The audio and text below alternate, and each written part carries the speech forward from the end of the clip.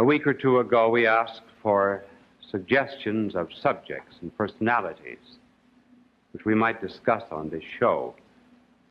One little girl wrote in from Akron, Ohio, and she said, "I don't care what you talk about as long as you keep on talking." That can prove very dangerous because some years ago, on the way back from Europe, a steward came out on the deck of the ship one night and he said, "Are you the one who preached sermon at St. Patrick's Cathedral such and such a time?" "Yes." He said, "My, that was a wonderful sermon. Wonderful. I enjoyed every minute of that hour and a half." I said, "My good man, I never talked an hour and a half in my life." Well, he said, "It seemed that long to me." Well, tonight we're going to discuss a very remarkable man of literature. The man who foresaw communism and who understood it better than many who have lived through it. And his name, it has, we should mention, some alternate spellings. Fyodor Dostoevsky. Born in 1821 in Moscow. His father was a doctor in one of the poor hospitals of Moscow. His father was not very kind to the family, nor to the peasants when he bought a farm. The peasants later on killed him. But the son lived from 1821 to 1881. And in that relatively short span of life had three great creative moments. The first creative moment of Fyodor Dostoevsky was when he learned the meaning of freedom. Those were days when students were rather radical, and young Dostoevsky belonged to a radical group as he was studying engineering, though he always loved literature. And he was interested not in the German philosophers, as many were at the time, but in Rousseau, Saint-Simon, Fourier, and others. He wanted to establish some kind of a system where there would be no marriage, no private property, but some weird kind of socialism. And kings and czars were jittery in those days. In the year 1848, Louis Philippe was the last king of France. He lost his throne. Nicholas I was afraid of losing his. So when he heard of this young group of revolutionists in St. Petersburg, he arrested them. 20 of them were thrown into the prison of Peter and Paul. Queer name for a prison. So it was. And then after several months in jail, on the 22nd day of December, 1849, 20 youths were led up on a platform in Skomorsky Square of St. Petersburg. There were lines of 10. Dostoevsky was sixth in the second line. The sheriff mounted the platform. He walked to each of them. He gave the sentence of the court. Condemned to death. Condemned to death. Condemned to death. 20 men, 20 minutes to wait for death. Dostoevsky nudged someone alongside of him. There was a cart down below. 20 coffins in it. Black cloth over the coffins. The temperature, 20 degrees below zero. They were stripped of all their clothing except a shirt. It was 7 o'clock in the morning. Dostoevsky looked up, and the sun was just coming through the clouds. It began reflecting itself against the dome of a church. And he said, in 5 minutes, I will be where the source of all that light is.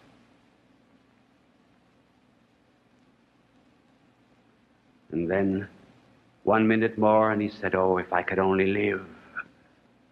What an eternity of days would be mine, and how I would treasure each moment. And at that moment, a soldier came across the yard waving a white flag and announced that through the mercy of the Tsar, they would not be shot. Dostoevsky was to be sentenced to 4 years' imprisonment in Siberia. He breathed the air of freedom. He began to be a kind of an embodied spirit. His soul had come back into his body. Dante, because he wrote Inferno, has been described as the man who has been to hell. Dostoevsky was the man who looked death in the face and got back that elemental freedom, the freedom to live and move and have your being. You would understand freedom as well as any man in the world.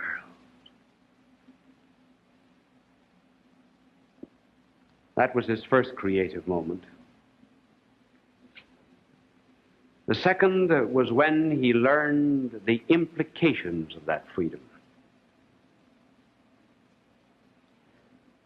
Christmas Eve of that year,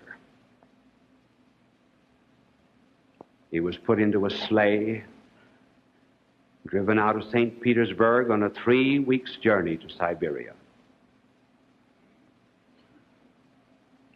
And as he left St. Petersburg, it was Christmas Eve. There was no room in the inn. You could see houses ablaze with lights, Christmas parties on the inside. So out to the stable of the world he goes, to Siberia. And what a place it was, as Dostoevsky describes it. He said, we were huddled in this barracks like herrings in a barrel. No room to turn around. Fleas and lice by the bushels. Temperature 30 and 40 degrees below zero. Ice 3 inches thick on the window pane. One stove in the center of a room never melted the ice in the room. A sheepskin to cover us, but it never covered our feet, and our feet froze. Filth on the floor, too cold to go outside to satisfy nature. Men would attempt to cross the floor and their chains would get caught in the chains of others and they would fall, crack their heads and curse. It was a veritable inferno of imprecation and curses and lecherous laughter. And out of it, later on, came the books describing what he had been through. Letters from the underworld and the house of the dead. Some of the most terrible pages of all literature. And what did he learn during this captivity in Siberia? He learned 3 lessons, and he puts them down in these books. And the first lesson that he learned was how evil men can be. He lived with characters and he saw guards that could not be divided as novelists divide their characters into good and bad. He said there are some people who will abuse freedom to a point of wishing only evil. They lose the distinction, he said, of right and wrong. And they do not deny God merely. He says they challenge God. They set themselves up as an absolute. He said, I found that while I was there, that man is open at 2 ends. First, he's open to the inspirations of grace. And then he said he's open to the devil himself. And some of these men, he said, wanted to do evil just for the sake of evil, even to make good evil. And as a result, he said, they became cruel. And I learned, he said, that it is possible for a man to become more cruel and bloodthirsty than any beast. As one of the characters said, there are only two periods in history. One is our ascent from the gorilla to the death of God, and the other is from the death of God to the making of a new earth through communism. That was his first lesson, how evil men can be. And the second lesson that he learned was about a social system that evil men can create. That social system that exists in the land where he lived. Churchill describes that land as the dividing of it as the Iron Curtain. That description would never satisfy Dostoevsky. Why? Why, because the Iron Curtain is from our side, the comfortable side, the side of real freedom, looking up against something opaque. When you pass through Siberia and see evil such as Dostoevsky saw, that description would never fit it. And so in Letters from the Underworld, he describes the new race of men and what it means to live under this type of man. And he describes it as the mouse facing the wall.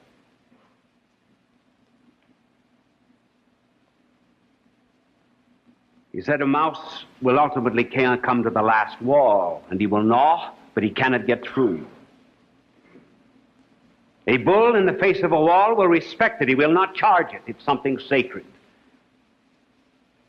But a mouse will gnaw and gnaw and gnaw and be frustrated because he cannot get through. What is the wall? The wall is the impossible. It is that social system under which men must live unto eternal frustration.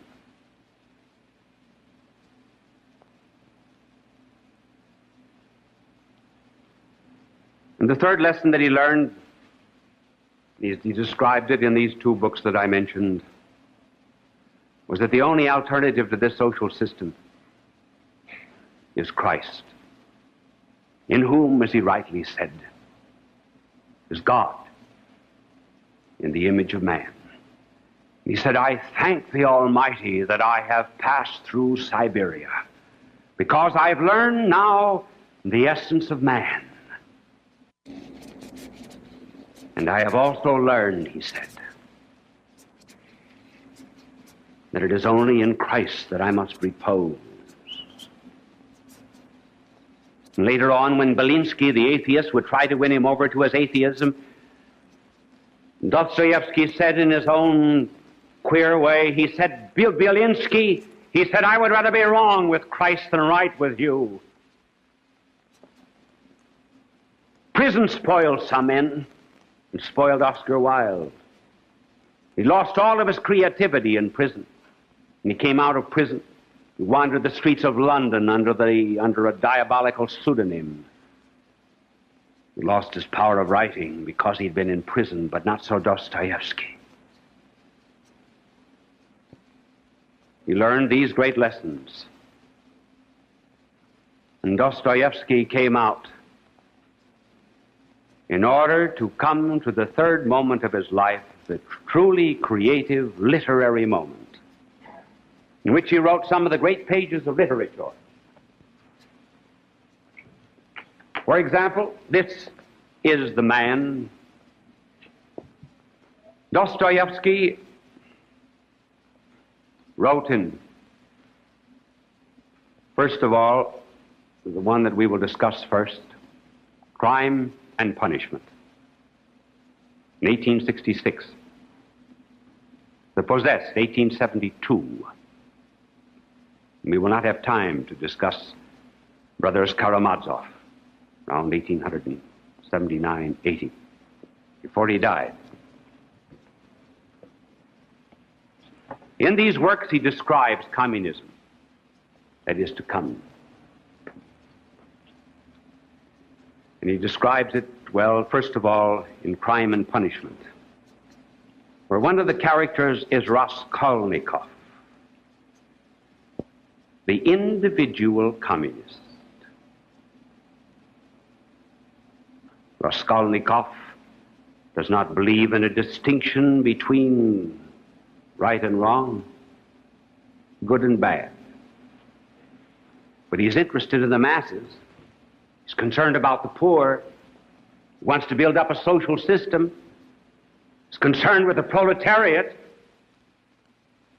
And this new social system that loves the masses must be built up. But in order to build it up, says Raskolnikov, you have to have money. So he kills a poor old woman pawnbroker to get money to establish his socialistic state. And he argues, she was vermin anyway. You see the system? You kill one, you aid 1,000 of the masses, that's simple arithmetic. That's communism. No concern whatever for the individual person. All that matters is the party state, the totalitarian structure. And hence let individuals, wherever they be, in Poland, Hungary, Albania, anywhere else, let them be wiped out. All that matters is the regime that professes to love the poor and tramples on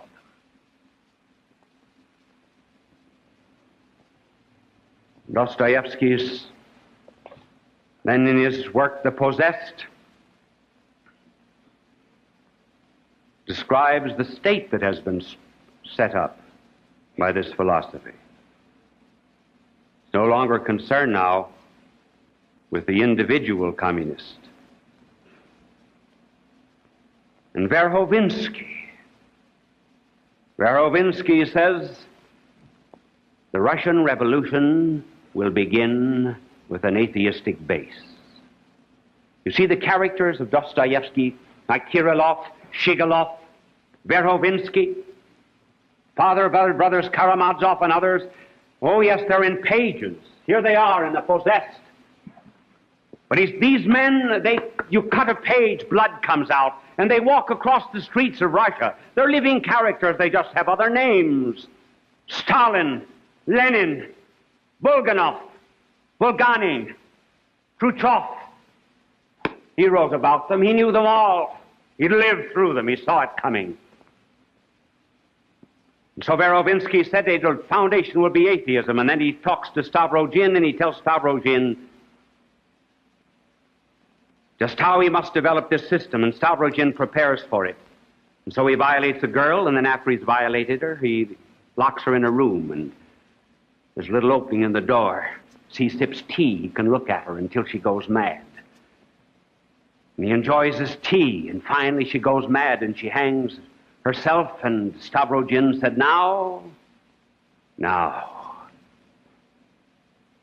I no longer know the distinction between right and wrong. Now I am ready to establish the system. And so the characters walk out on the pages of The Possessed. And would you not think that some of these, I'm reading from The Possessed, some of these pages were written by someone who had passed through the experiences of communism today in Russia. He suggests a system of spying. Every member of society spies on the others, and it is his duty to inform against them. All are slaves and equal in their slavery. See, equality, all comrades. They will be banished and put to death. Cicero will have his tongue cut out. Copernicus will have his eyes put out. Shakespeare will be stoned. Slaves are bound to be equal. There never has been any freedom or equality without despotism, but in the herd, everyone will be equal.